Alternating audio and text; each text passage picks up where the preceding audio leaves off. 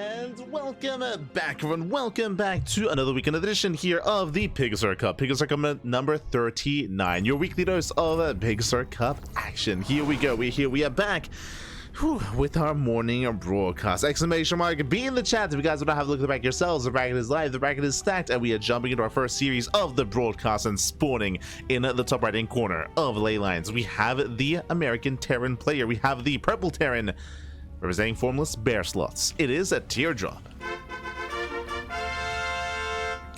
And spawning in the bottom left-hand corner, we have his opponents. We have the American Zerg player. We have the green Zerg, as I quickly set up his color. Un momento, papi.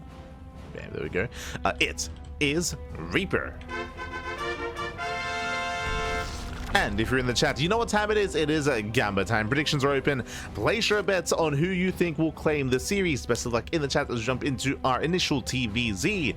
Whew, let's go. Again, when it comes to the bracket itself, we'll be catching up on the bracket after this match, after this series. Otherwise, I hope you've all been having a lovely beginning of your week and hope it all goes well from here on forward. I mean, but we at least have non-stop StarCraft. True, non-stop StarCraft, baby. Yeah.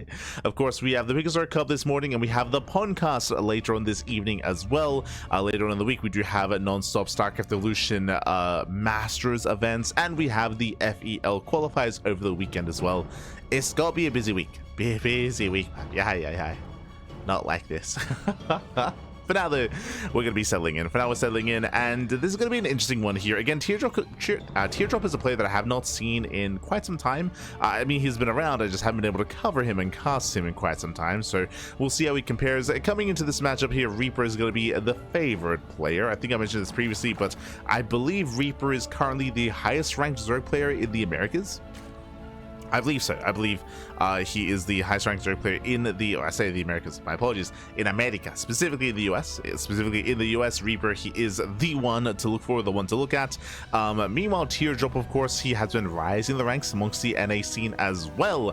And we'll see how he compares as the initial Reaper does move out. Does move out across the map. Meanwhile, Reaper, back at home. Oh, that's a weird sentence. That's... is going to be joining. It's going to be going hatch gas pool. It's going to be joining on up. It's going to be settling in. So nothing crazy, nothing wild. We're calming down, getting into our first game, zoning away the Reaper, and soon claiming a third expansion, I would assume. This Reaper is staying on two bases a little bit longer, getting in position to deny those Reapers. And we do have a 3 CC before starport. Economic opener here out of TEarDroP. Everything looking normal, everything looking standard. But Reaper is staying on two bases. Reaper, he does not expand. He will opt to stay on two bases that much longer here. And as a result, we may see a Roach Warren thrown down. He's intentionally, again, staying on two bases. Going to be securing himself here on a two-base setup. We're expecting earlier tech of choice here as he's opting to go for a later expansion.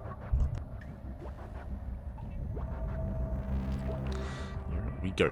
So now we're still droning. You can see here we're staying in gas. We're not getting into link speed.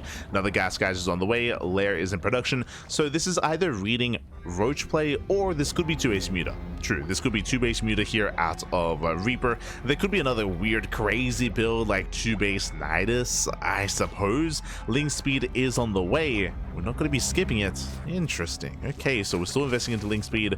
Of course, we're still droning up, taking all four gases. This has to be Muta play. There's just so much gas to work with. Reaper Scout, does go into the main, and the Reaper will confirm the lair timing and will get eyes on some of the gases. He has a piece of the puzzle. He knows something is wrong. He knows something is quite tech heavy here. He knows how late the expansion is. There's something is not quite right. And again, technically, we could be rushing into like two-base Swarm Host or rushing into two-base Lurker.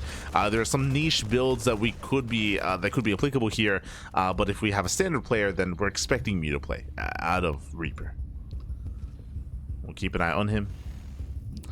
Until then, we do have the initial Banshee on the way. Cloak is being reached, so 3CZ Banshee here out of TEarDroP. Meanwhile, as we assumed, it is two-base Muta. Again, I did want to leave the door open here to potentially something a little bit more quirky, just because, you know, it is the NA region. But it is going to be a two-base Muta here. Hellions, they try to poke in. A nice wall by Reaper. He does fully wall up. Keeping the Hellions pinned back. Does keep them pinned. As the queens move out, we can try to bypass, we can try to dive into the bases, we can try to dive into the natural. As Hellions, they attempt to break in. They attempt. So far the queens are keeping up. And TEarDroP, he's yet to move out with the Banshee. This is going to be a delayed scout out of the Terran. That is a little bit concerning. So it's going to be a much later scout here. Meanwhile, we have Overlord Speed on the way. That is typically not researched alongside this, just because that's 100 gas not being spent on mutas. So that's a bold move here by Reaper. He does have complete information. He saw the 3rd CC. He saw the starport as well. He saw the tech lab. But this may at least help when it comes to Overseers, when it comes to detection, chasing down those Banshees. As Hellions are being zoned away.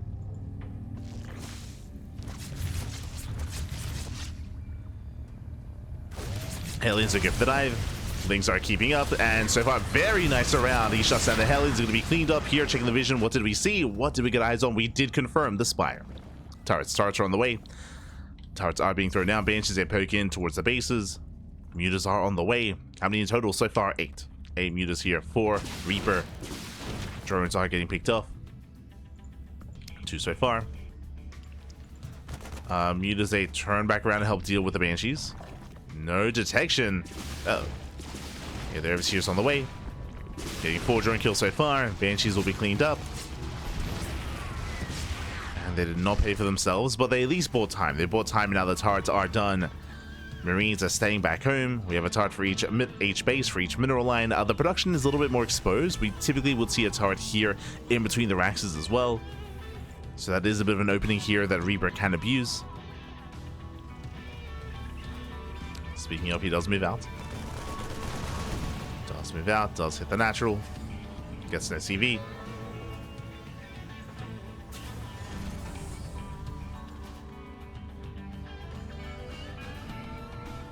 So he rotates over. Right now it's on TEarDroP to just turtle up. Just turtle up as hard as he can.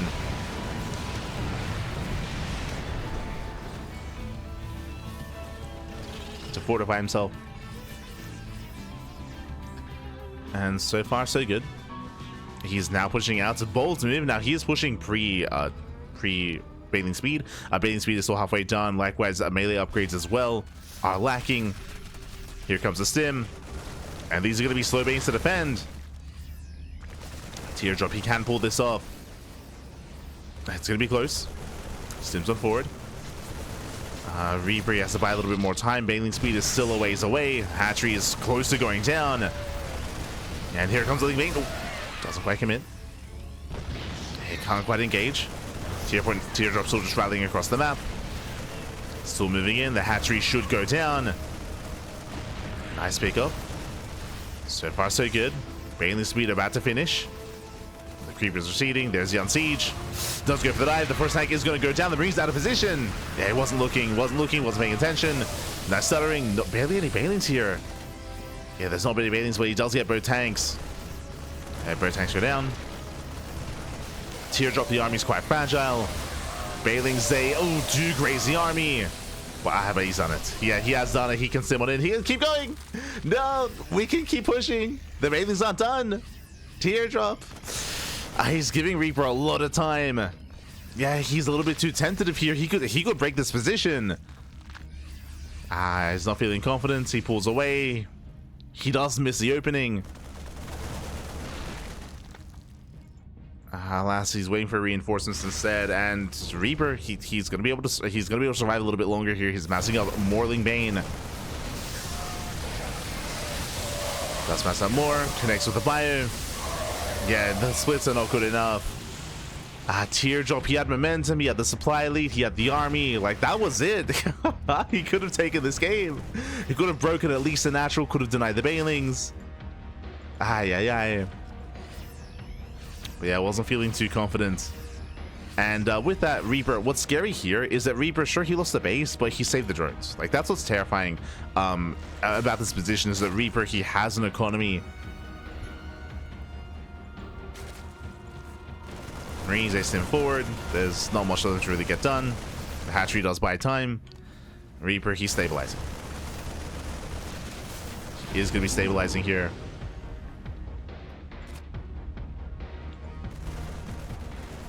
Meanwhile, we do see continued tank production, which I'm a little bit concerned by.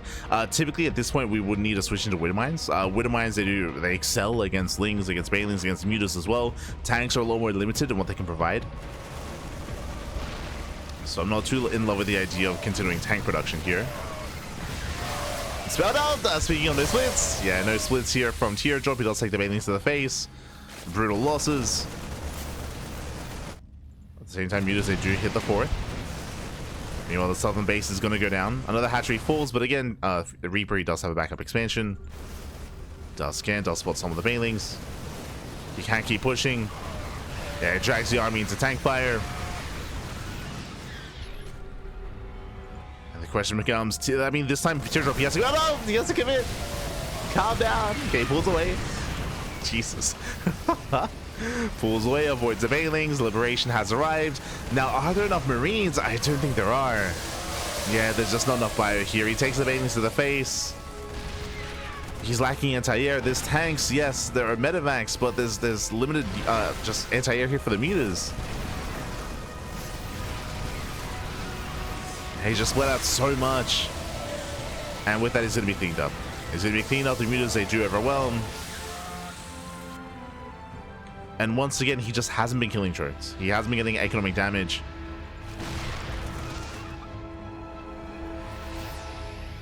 This is also, I mean, we mentioned before why tanks are not really ideal in this position. Like, if we had Widowmines instead, then, I mean, they provide more anti-air here to help support against those Mutas. Lower production has begun. We have one Widowmine, true. Let's go. We have the one mine. And we've built up to how many? 21 Mutas. Jesus, that's a lot of Mutas here. Reaper with this, he can overwhelm the turrets. He can get into the mineral line. TEarDroP is out of position. Not where it needs to be. Turret goes down.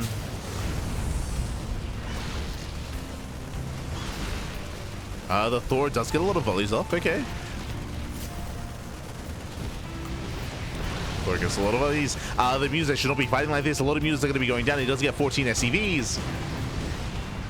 Takes down the Liberators, but a lot of Mutas are being thrown away here. That was 11. 11 Mutas just went down.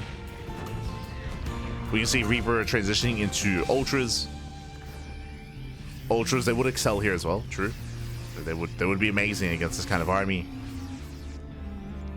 It's still very tense. I can still see a world where TEarDroP can at least rotate and knock down expansions.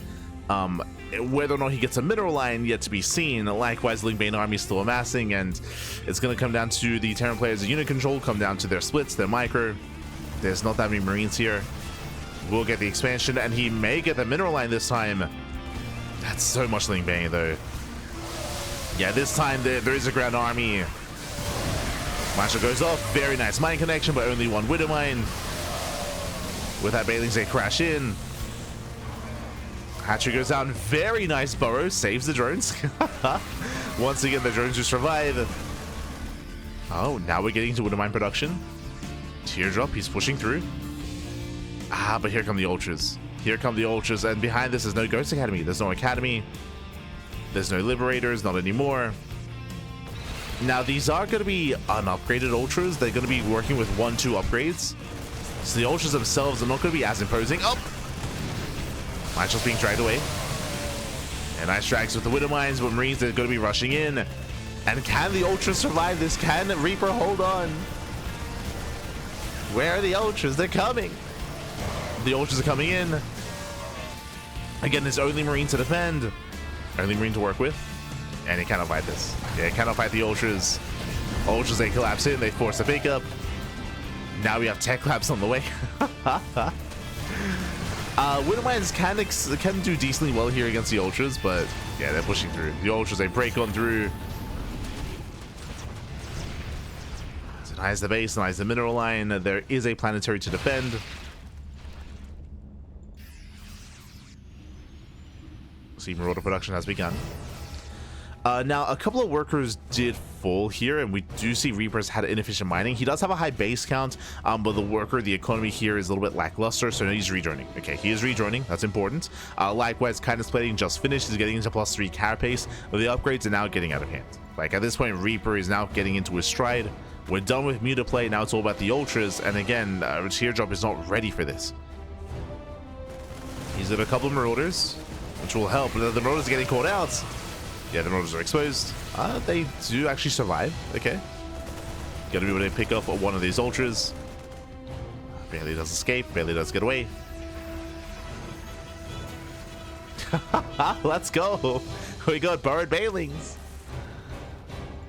You have Burrowed Bailings here outside of the bases. TEarDroP, his economy is looking pretty terrifying. He has a high CC count, so sorry, I should say he has an high orbital count, so he's muling. I would say he has a greater economy compared to Reaper. So Reaper he hasn't joining to, he's joining up to 77. The Ultra's getting well upgraded. And this is where now TEarDroP needs tanks, Liberators, Ghosts. Now, TEarDroP, he's going to be the first to max out, but what kind of army is he going to have? That's going to be the big question here.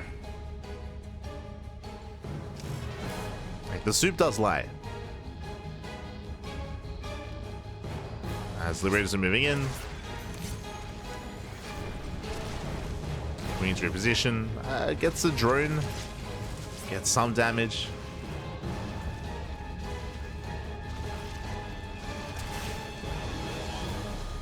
I'm a little bit concerned about the Liberators being used to harass. But they're in a way kind of paying for themselves. Getting damage. Ghost Academy just now finishing up, still not ready. Here come the Fungals. And this army should not be here. Yeah. She should not be here. Has to pull out.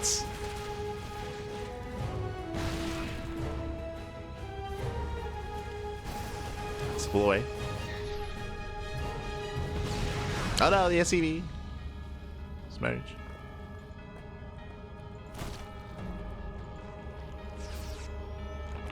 Likewise, do see a TEarDroP at least going for some drop play here.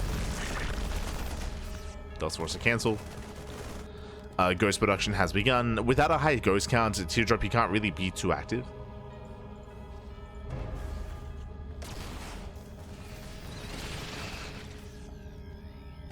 So checking the army size here, only 3 ghosts. So really low ghost count. Meanwhile, there's 7 ultras for Reaper. In a head-on fight, I do favor Reaper, but the army is fragmented. He's got a lot of ultras here towards the top side. We do have a Fungal grazing the army. Reaper is not quite ready for this. Another Infestor goes down. And Liberation has arrived. He's coming in from behind.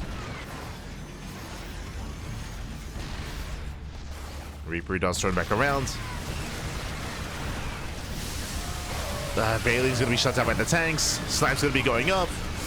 And it's going to be close, but I believe the Ultra should fall. Yeah, there's 1 Ultra left. Down to 0. Yeah, takes out all the Ultras. Does take the fight. Oh no, catches the Infestor as well. And that was a hefty loss here for TEarDroP. Sorry, for Reaper, I meant to say. Reaper, he has almost nothing left. He has a handful of Ultras remaining. They're on the way. The army's overstimmed, but TEarDroP, he takes the fight. He takes the fight, and there's no creep. There's no creep. There's no presence on the map here. Reaper, he is in danger. Like, he's up against the wall. In general, TEarDroP has had greater fights and these stronger moments, as we've pointed out. Feels like he has been for the most part in the driver's seat. The big power spike for Reaper was when his Ultras first arrived. But, I mean, that was only a moment here because now there are Ghosts. Right now there are Ghosts, now there are Tanks, now there are Liberators. Now the Terran player has an answer to the Ultras. And now the Ultras aren't as impactful as they once were. Unfortunately as well, Reaper lost all the Spellcasters, right? There's no more Infestors, there's no more Fungals. Reminds me of Burrow. Oh god, no! The Mind Shots! Oh my god, brutal connections. Mind Shall say pop up. We do have a couple of Burrowed Bailings. Let's go. At the same time, Ling Rama is going to be cleaned up. That goes to Cloak. Yeah, TEarDroP, he's all over this. He will defend. Scans ahead of time. And Reaper, he did fight well here. And impressed that he was able to recover despite, I would say, a shaky start and some really rough fights. But at this point, he's running out of steam. At this point, Snipes, they will clean up. At least they should. Ultras are pushing through. Okay, okay. The Ultras, they do actually break through. Widow Mines will reset. Reaper takes a better fight than I thought. So I'm impressed that the Ultras survived. They just survive. Reaper is still redroning, still resaturating. Trying to get a semblance of an economy. It's still a rough position though for Reaper. And TEarDroP, he's remaxing. He's remaxing now with more Liberators. We have Liberator range on the way. Ghosts are amassing. More Marines. Oh. We haven't seen these Banelings pop off yet, but there's a lot of potential here. There's a lot of potential. We have Banelings in the center, Banelings here on the right.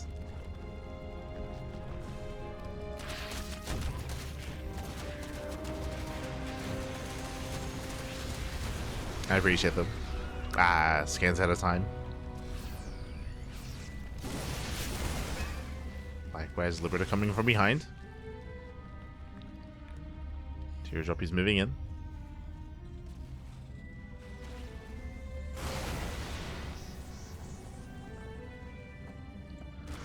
Reaper has more workers. This is never game stabilized. No, the game has yet to stabilize. TEarDroP is going to be the first to max out, and TEarDroP is going to be the first to push. Right now, the pressure is still on Reaper to stabilize and to recover. He isn't there yet. He's getting there if TEarDroP is passive. If TEarDroP is passive, then there's definitely a chance here for Reaper to... Oh, speaking of, run by, does get a tank. Heads into the bases, could distract TEarDroP. And again, right now it's about buying time. It's about buying time to max out. Greater Spires on the way. Lings are in the bases, and TEarDroP, he turns around. Yeah, he turns everything back around. And this is crucial. Like, this is important. We're buying time, we're dragging back the army. And Reaper, he now has access to what? To Broodlords. So he can morph in Broodlords. The upgrades are a little bit lacking when it comes to his air-based army. He has the Greater Spire, but he only has +1. There we go, Broodlords are on the way. Do we have any Infestors? Currently, no. 0 Infestors. I mentioned this earlier, where the soup does lie, like the supply can be deceiving at times. This is a very Ling-heavy competition. It's mainly Zergling here. So the finesse isn't quite there for Reaper yet, but he's getting there. Once again, speaking of, yeah, just sending out all the Lings. Let's go.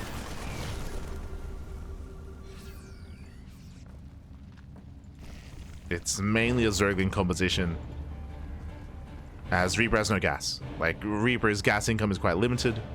He needs his gases.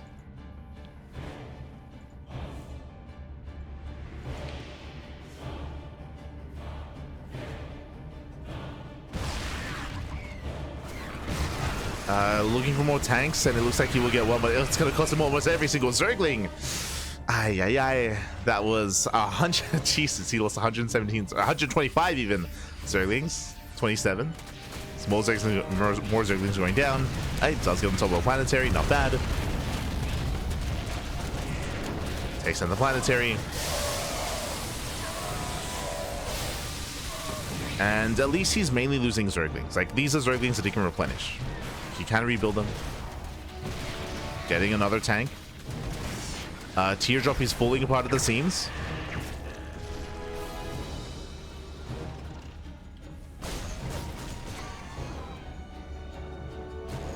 As we have how many Broodlords so far? 4. 4 Broodlords. That's a lot of ghosts, but where's the support? As we're keeping the rest of the army back home. Yeah, one ghost goes down. TEarDroP now moving in. Getting into Yamato. Bold move. Okay. Working towards potentially BCs. Interesting. Out of TEarDroP.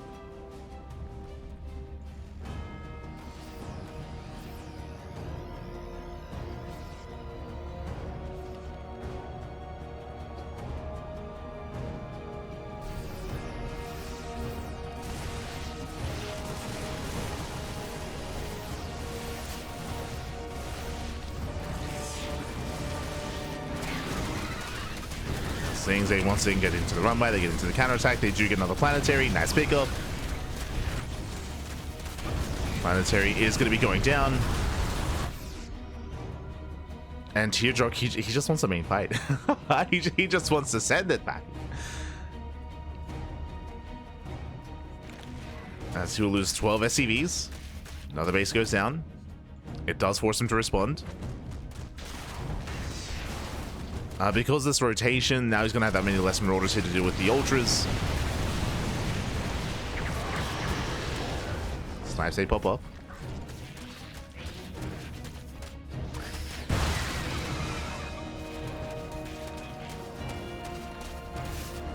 And TEarDroP not where he needs to be, getting caught out. Nice catch here from Reaper. Oh, I say that. Oh my, the Ultras, they just mowed through the... Sorry, the Marauders, they just mowed through the Ultras. That's 2 Ultras going to be going down.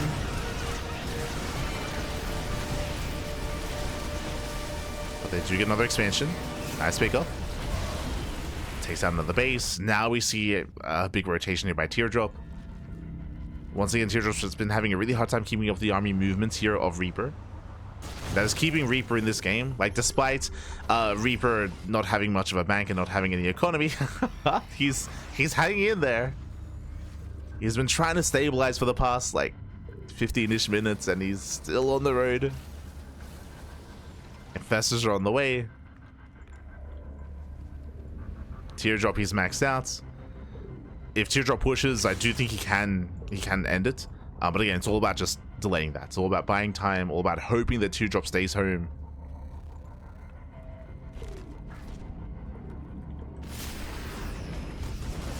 What's pushing in?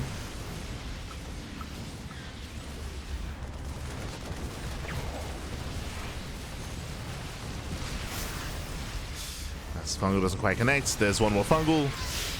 Does graze the army. And now he's just pushing in. Yeah, now he's pushing forward. Where's the anti-air? Liberators, even if they don't siege up, they can just chase down these Broodlords. Yeah, they could just chase them down. Speaking of the one Viking just going ham, it does get a free Broodlord. And he can just keep going. Yeah, Liberation has arrived. And again, the run-bys and counterattacks were impressive here from Reaper, but it just wasn't quite enough to fully recover. As a nice Fungal, very nice. Chain Fungal as well, getting on top of the Ghost. But there's a Cloak. Yeah, they cloak, no detection. GG gets called, and TEarDroP, he will take game number 1. Whew, GG.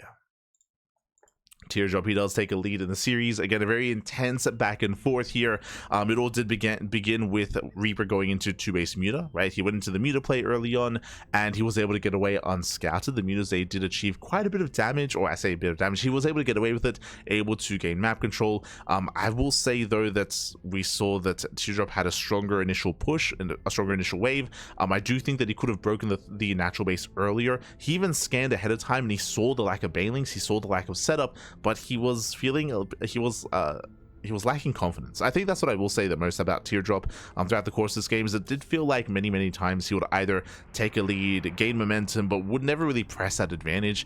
I don't blame him necessarily. There were definitely some instances where he could not push. If he did, he would be caught out. But yeah, he was very tentative and definitely was second-guessing himself at times when it comes to pushing and when it comes to breaking out. Regardless, GG well played. TEarDroP, he does take game number 1, and now we're jumping into game number 2. And we'll see if Reaper can recover, bounce back, and force the ace match. We'll see if TEarDroP will close it out here and now. Let's go. Let us go. As we're getting ready for the second game.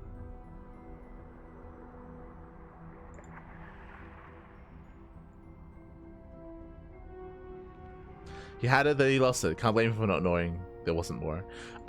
If you're referring to when TEarDroP was pushing towards a natural, he did scan ahead of time. That's my one criticism there, is that he scanned and he saw the banelings were still morphing in. That's where my criticism lies. He saw it, Pappy. He saw it. But let's go. Let us go.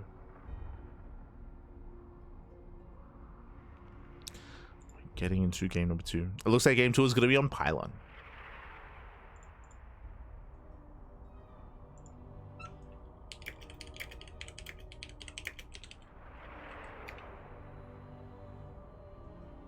Here we go.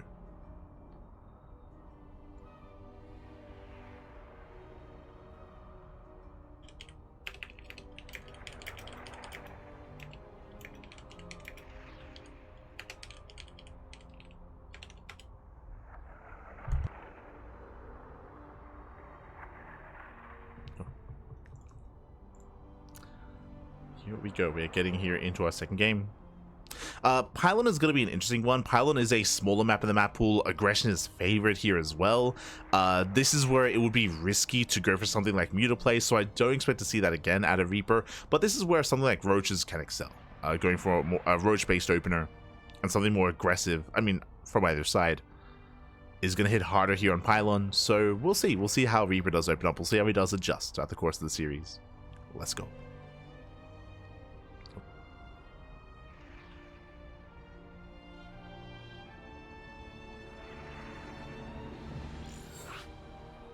Reaper random? Oh, no, he's playing Zerg. He's playing Zerg. I did ask Reaper if he was going to play Protoss, and he was like, no, he just plays Protoss for fun, but he competes as Zerg. Thankfully. Thank God. So, does compete as Zerg. I was concerned coming into this, for sure. But it's all good.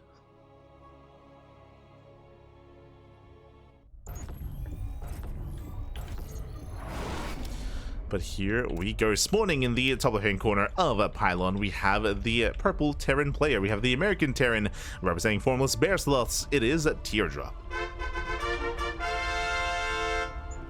And spawning in the bottom right-hand corner, we have the green Zerg player. We have the American Zerg.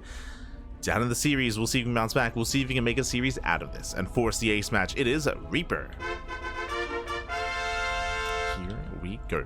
And again, last game, as a reminder, he did open up 2-base lair, 2-base into Muta. It was a risky build to go for, but it did go unscouted. He was able to gain map control and shut down the Banshees, if you recall, as well, shut down the Hellion run by. But I don't expect to see that here on Pylon. I'm leaning more towards Roach-based play. We have seen a lot of Roach-based aggression out of Reaper, and I do think that can excel quite heavily here on Pylon, but we'll see. We'll keep an eye on Reaper. I don't know if I really expect anything different out of TEarDroP, just going for 3cc into 111 into Banshee play. I'm not too familiar with his playstyle, so we'll see.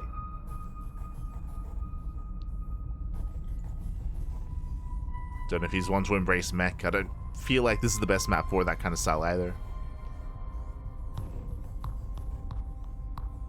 So I'm moving out.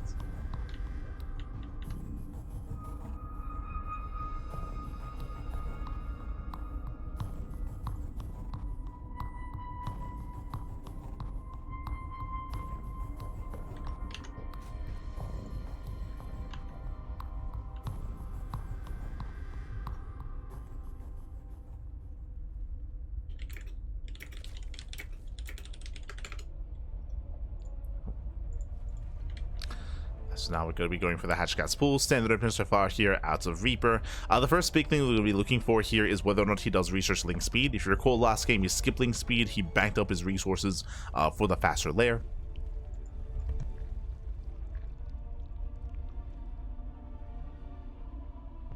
But this time, oh, there you go. Link speed is on the way, and he pulls out a gas. So this time a much more standard opener here out of Reaper.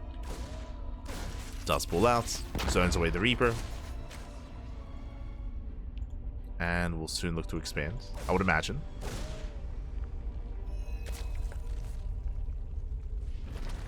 As Reaper is staying on 2 bases. Behind this third CC is on the way for TEarDroP.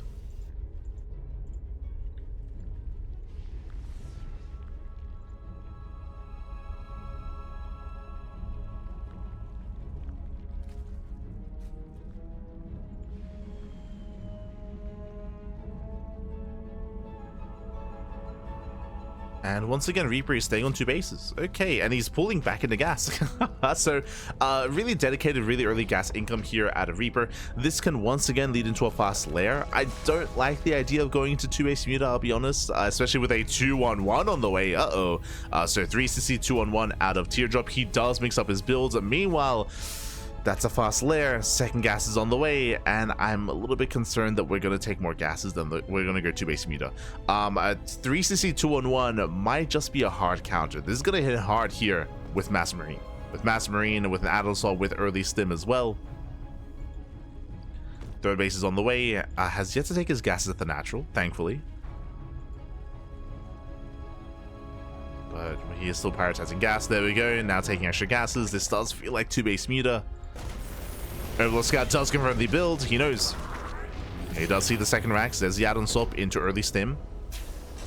So again, this is going to be a much earlier sim timing here out of TEarDroP, but likewise is working towards a reactor into add-on swap into Metavacs into an early push.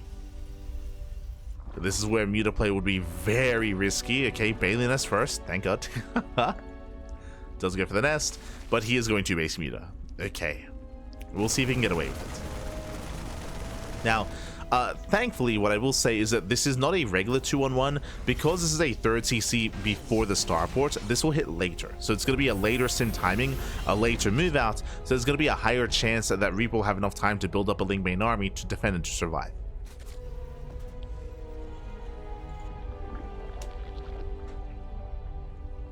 And on top of that, Reaper, he scouted, right? He knows. Like, he saw the second racks, he saw the add-on swap. So that's why he went for the earlier Bailey Nest. I should be going for earlier Bailing speed as well. Yep, there we go. Instant Bailing speed. So as opposed to the previous game, this Bailing speed is much, much earlier. And again, this is a reaction to what he saw. Is it going to be enough there? As here we go. Ling Bane is amassing. More Lings are building up. Reaper, it looks like he should be okay. Like, he should be able to amass a large enough army here to defend, to survive.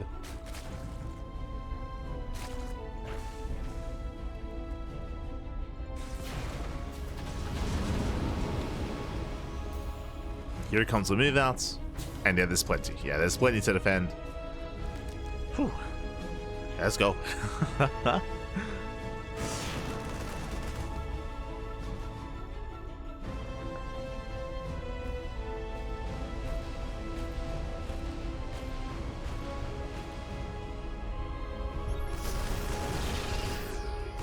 They do sim in. They're going to be denied some creep, but again, there's plenty to work with, and he can only deny creep. And Lings, they collapse in, chasing down the medics as well. Going to be forced to pick up, and he'll be forced back home. Ooh, and the medics are going to be hunted down. Yeah, there's no boost. Both medics, they will fall massive pickoffs.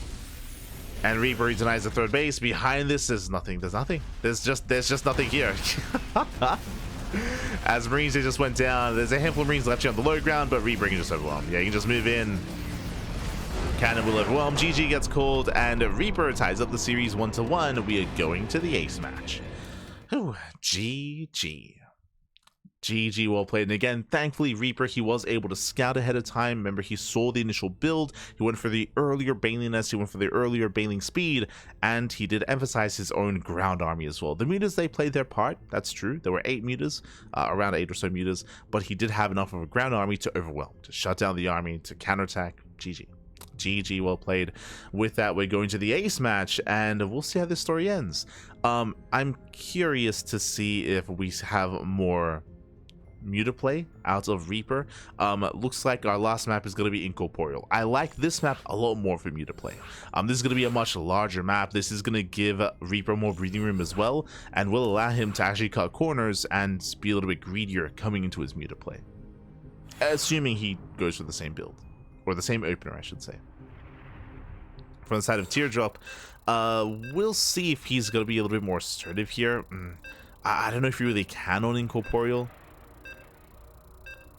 Like, I'm thinking potentially 1-1-1 into an early Hellbat push. Builds like this can be more successful if he tries to hard counter. Otherwise, may just look to play a standard game. Let's find out. Let us find out. This morning in the bottom right hand corner of Incorporeal, we have the American Terran player. We have the purple Terran being forced into the ace match. Can he bring it back for the formless bear slots? It is a TEarDroP. Un momento. Un momento.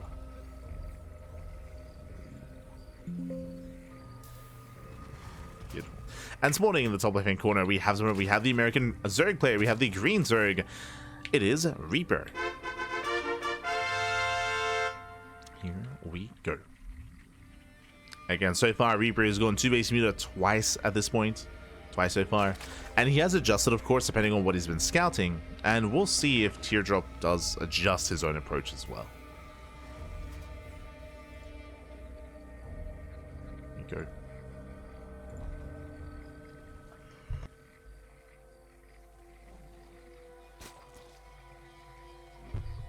Like, again, I can see, like, a committed 1-1-1 build punishing Reaper. If Reaper does blindly, once again, go into 2-ace Muta.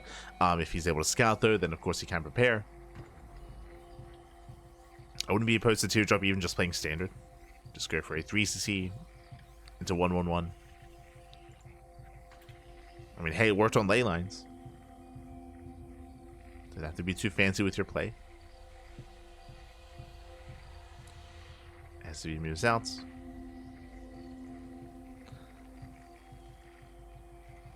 See, this is where we have 2-base play out of Reaper, and this time he throws down the Roach Warren. Ah, let's go.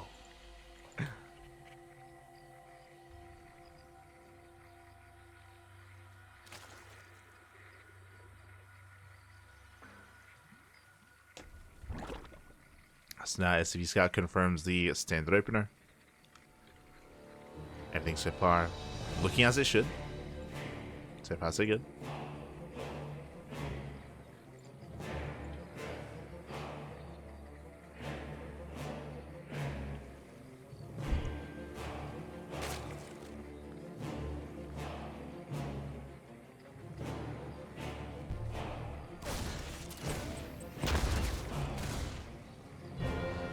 The Reaper does break in.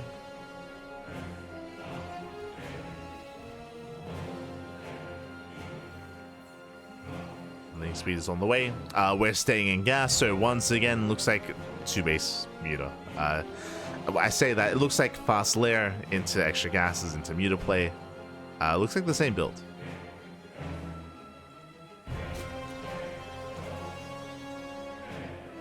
Yeah, as Reaper does not pull out of gas.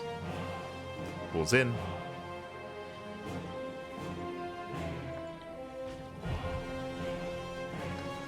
And again, it's going to be up to TEarDroP to actually confirm it. Behind this, it is going to be a third TC into Starport. So this time, it is going to be a standard build. This is the same build that we saw in Game 1. And there it is. There is the lair. There's a lair. There's the gases. Once again, it's going to be on the Reaper to confirm. To get a read what's going on. So far, there, TEarDroP, he stays back.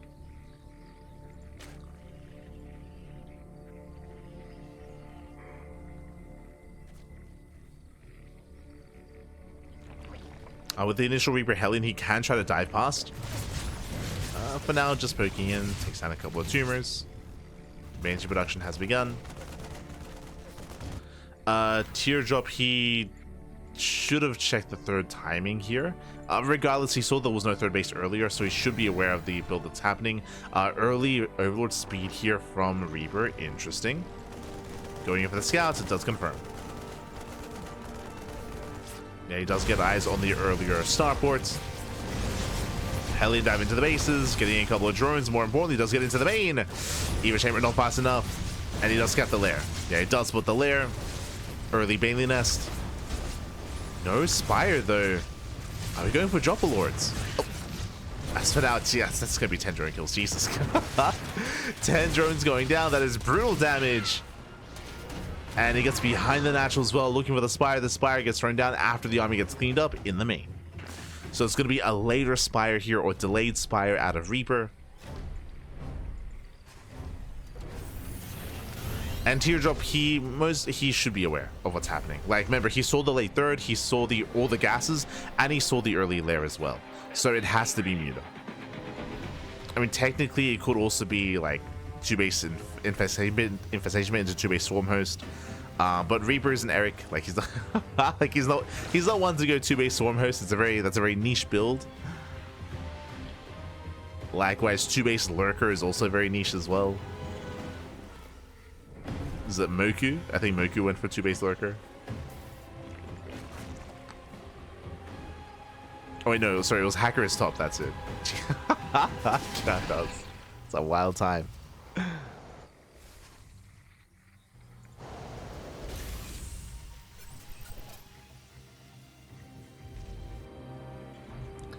So it's one of those things where TEarDroP, he didn't see the spire itself, but everything that he saw tells him that it's a spire, or that it should be. And to confirm, we could see a scan. At this point, I wouldn't be opposed to the Terran players scanning the main base or scanning one of the expansions just to get a read on what's happening. I don't see any turrets, which is my concern. There's no turrets, there's no anti-air. There's marines, of course, but no site defense. There it is. Yeah, scan into the main. Confirms the spire. Now he knows. Turrets are being thrown down. One in each mineral line. Banshee commits across the map. No cloak. And we're getting into our game.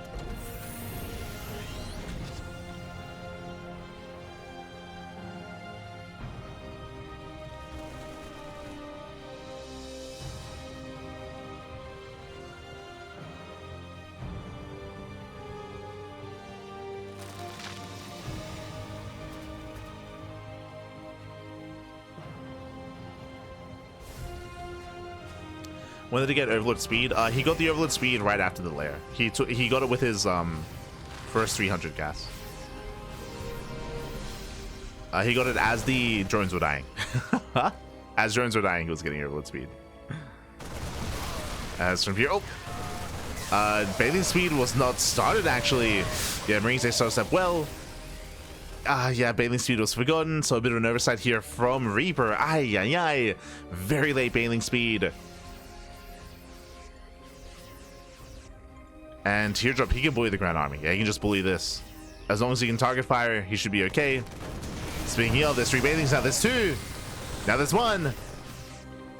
Yeah, now there's 0. 0 bathings left. There's no bathings. Now's the time to push. Reaper going for the counterattack. Ideally, he wants to try to force the army back home. He needs them to turn around. Bailings are now morphing in. They're morphing in here outside of the natural. TEarDroP, he's distracted.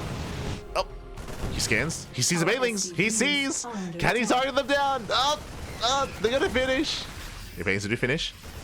Bailing speed is almost done. Mutazay busts into the mineral line. SCV is going to be going down at the same time. So are drones. Yeah, drones are falling. Bailing speed is almost complete. It's almost finished. Oh, still not quite though. 5 more seconds. And TEarDroP, he trades well. So far, at least. Reaper coming in for the surround. And Bailings, they will crash in. We get some okay splits. Oh, 1 Bailing connects. And he has enough. Yeah, TEarDroP, he just rallies. At this point, he rallies. GG gets called as Reaper is broken. And TEarDroP, he will take the series 2-1. He will advance on to the round of 16. GG. Whew. GG, well played. Again, Reaper, he was able to hide his build. That was true. Eventually, he got scouted. Unfortunately, TEarDroP. Unfortunately, Reaper, he was unable to. I mean, he forgot Bailing speed. Straight up Bailing speed. That he had no intention of attacking across the map without it. That was a bit more of an oversight. But congratulations here to TEarDroP. Again, TEarDroP, I would say he's more of an underdog. TEarDroP, he is a little bit on the lower end of the GM scene. So for him to bring the series, for him to take the series and to cause the upset, very impressive play here by TEarDroP. GG, well played. Does claim it. A shout out to Reaper though. Again, he had some really unique builds. Going into Muta play, it's not standard, right? It's not very standard. It's more of a rare sight, opening up 2 base Muta. We saw it excel. Like game 2 was a good example of being able to scout and to react and to respond to his opponents. The other games we saw, like again, a little bit rough around the edges at times.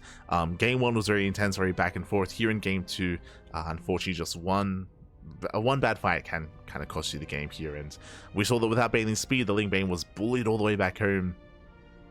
TEarDroP, he just sent it. GG, well played. And with that, we are now getting into our next series. We're going to be following TEarDroP into his ex-opponent. Let's go. Let us go.